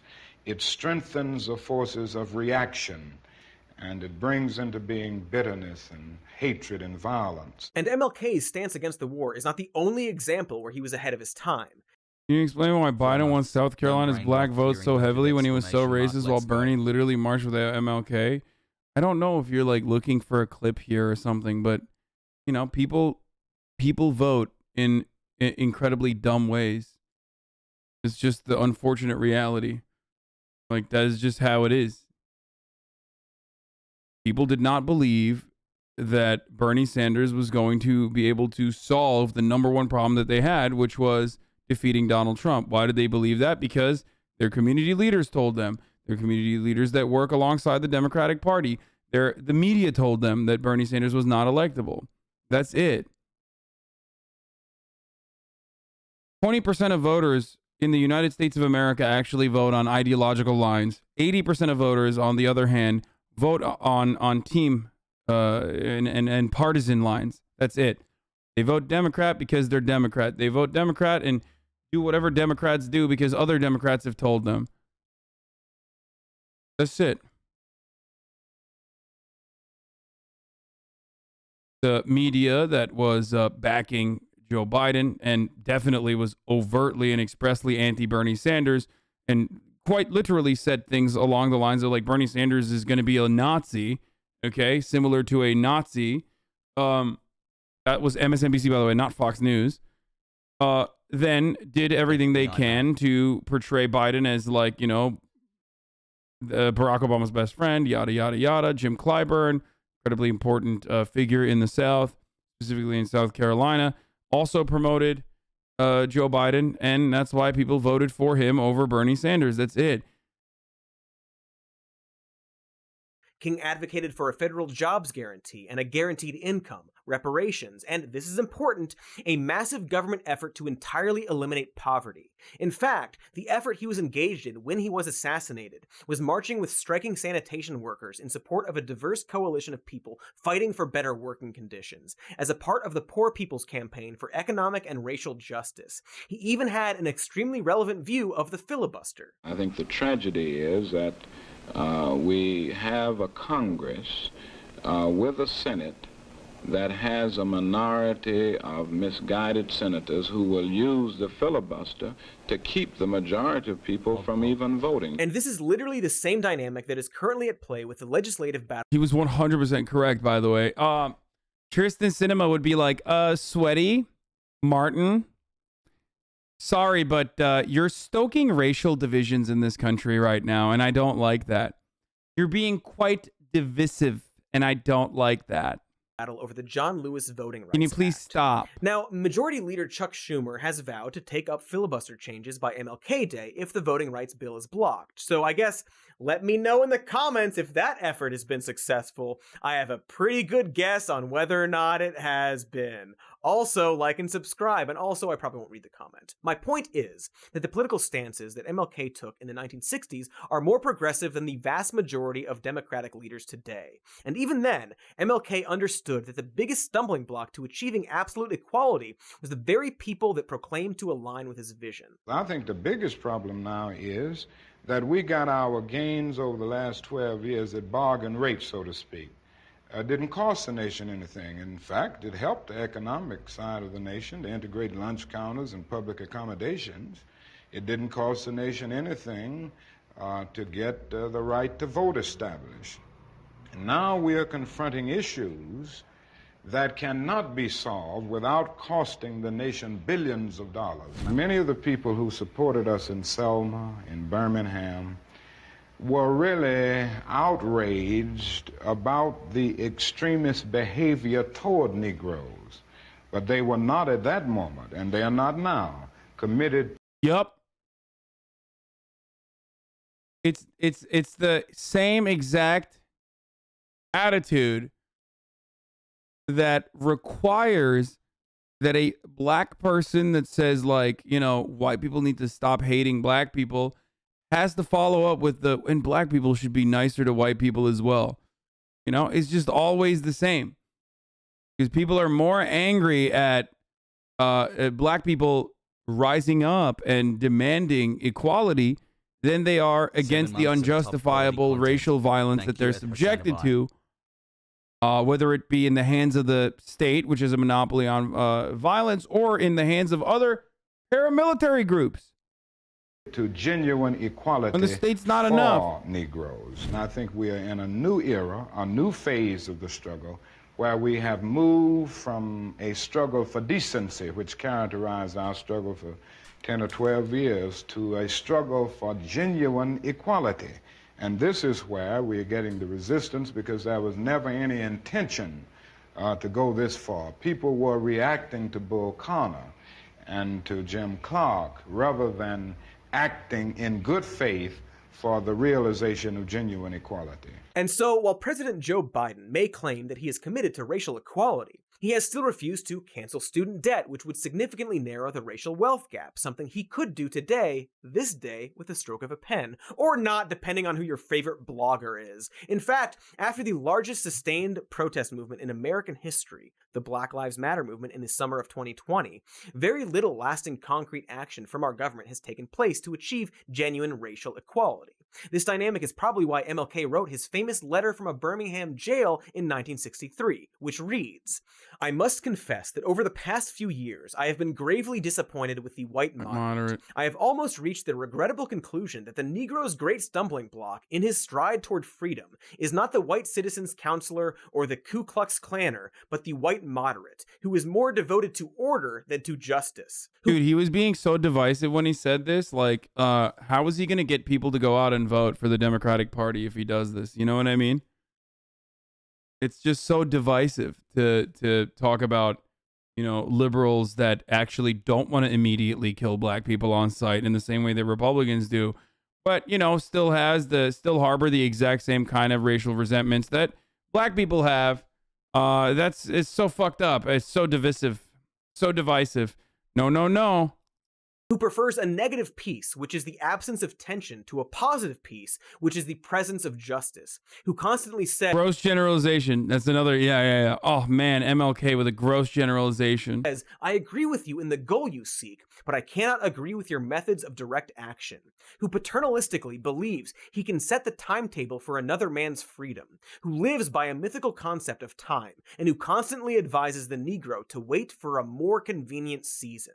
He's talking about you, Joe. Both of you Joes. And probably a bunch of other people too. Definitely, probably, absolutely. And so while the right-wing appropriation of MLK is more obviously and blatantly disgusting, neither political party is doing a particularly good job of living up to King's legacy. And it remains such a tragedy to this day that he was taken from the world by some asshole with a gun, though not necessarily the one that we've been led to believe. And, at least according to the jury in a civil trial in Coretta King, a conspiracy that involved the mafia, local, state, and federal government agencies. So we never got the chance to see what MLK would think about Ronald Reagan's presidency, or mass incarceration, or Black Lives Matter, or Colin Kaepernick, or Donald Trump, or The Matrix. Maybe he would have loved The Matrix, we don't know, but we could have. If MLK were alive today, he would have been 93 years old, 7 years younger than Betty White, and it is a damn shame we haven't had his wisdom to rely on all of these years. We don't know what he would have said or thought about events over the last 50 plus years, but we do know what he did say while he was still here. And so the first step towards honoring Martin Luther King's legacy is to stop whitewashing it. But for now, I will leave you with this, a portion of the final speech MLK gave before he was assassinated. Like anybody, I would like to live a long life. Longevity has its place. But I'm not concerned about that now. I just want to do God's will. And He's allowed me to go up to the mountain. And I've looked over. And I've seen... I see what you mean by this video being really good. The recontextualization that some more news is doing here just pulled me out of my 20 years of education that has conditioned me to think of segregated lunch counters as just pure evil that would inevitably be legislated away by any moral society, and instead is a small amount of progress as companies posting Black Lives Matter today. That's exactly what it is. Sorry I paused it, but it is important to understand. This is the perfect summarization of what MLK was talking about prior in the previous quote, which is, these are bullshit concessions offered to people who understandably are angry about the shitty hand that they've been dealt. And oftentimes people will just point to that and go, shut the fuck up. Come on. What do you mean? And liberals do that as well. And it's not just Republicans. Liberals will literally point to the minor concessions that black people got to be like, what more do you want? I mean, chill the fuck out. The promised land. I may not get there with you, but I want you to know tonight that we as a people will get to the promised land. So rest in power, Reverend Dr. Martin Luther King Jr. As they say, thank you for being a friend. Travel down the road and back again. Your heart is true. You're a pal and a confidant. No! I'm not finished! And if you threw a party, invited everyone you knew, you would see the biggest gift would be from me, and the card attached would say, "Thank you for being a friend." Thanks, MLK. Also, happy birthday to Betty White, who is definitely still alive.